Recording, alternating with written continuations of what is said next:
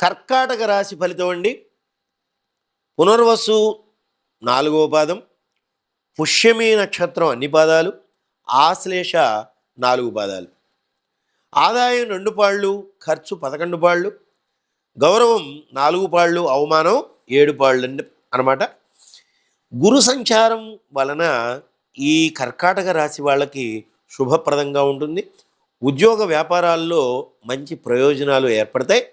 ఉన్నత ఆలోచనలు, ఆత్మవిశ్వాసం, ప్రతిష్టాత్మకమైనటువంటి పదవిని పొందేటువంటి అవకాశాలు, కుటుంబ వాతావరణం వీళ్లకు అన్ని విధాలా అనుకూలంగా ఉంటాయి.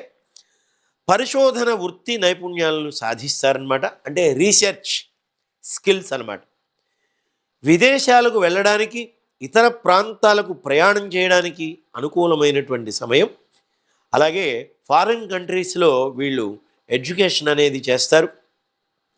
మరి అంతేకాకుండా ఉద్యోగ ప్రయత్నాలు కూడా వీళ్ళకి అన్ని విధాలా ఫలిస్తాయి, అంటే కలిసి వస్తాయి, సక్సెస్ సాధిస్తారు.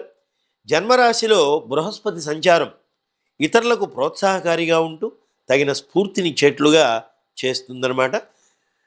గుర్తుపెట్టుకోండి, పుష్యమి ఆశ్లేష నక్షత్రం వాళ్ళు సర్పసూక్తాన్ని చక్కగా ఆ పంతులు గారి ద్వారా చదివింపజేసి సుబ్రహ్మణ్యేశ్వర స్వామి వారి యొక్క ఆరాధన చేయడం అనేది అన్ని విధాలా మంచిది. డిసెంబర్ నెల వరకు రాహుకేతుల యొక్క సంచారం అష్టమ ద్వితీయ స్థానాల యందు సామాన్యంగా ఉంటుందన్నమాట. ఏ పని తలపెట్టినా నిర్లిప్తత, వృధాగా కాలక్షేపం చేస్తారట. అంటే ఏంటి, టైం పాస్ చేసేస్తూ ఉంటారన్నమాట.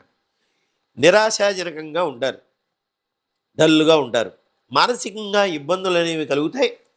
ఆదాయానికి మించినటువంటి ఖర్చులు కూడా బాగా పెరిగిపోతూ ఉంటాయి.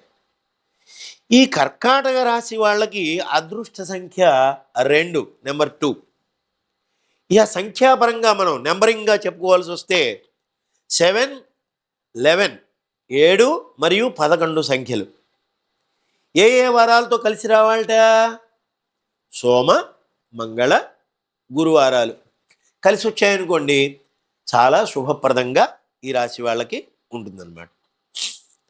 కర్కాటకం అనగానే మనకి కర్కాటక లగ్నంలో శ్రీరాముడు జన్మించాడని శ్రీమద్ రామాయణం చెప్తాను.